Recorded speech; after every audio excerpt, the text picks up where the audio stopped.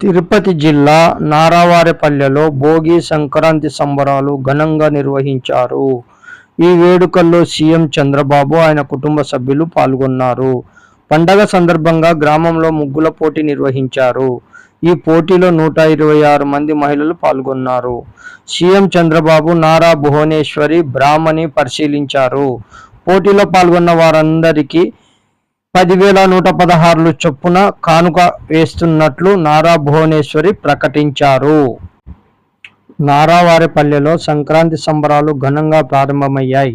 CM Chandrababu కుటుంబ సమేతంగా వేడుకల్లో పాల్గొని ఆనందంగా గడిపారు. ఈ వేడుకల్లో సీఎం మనవడు దేవాంశి ప్రత్యేక ఆకర్షణగా నిలిచారు. పిల్లలతో కలిసి దేవాంశి కూడా కంగారు జంప్ ఆట ఆడగా చంద్రబాబు, నారా భువనేశ్వరి తిలకించారు.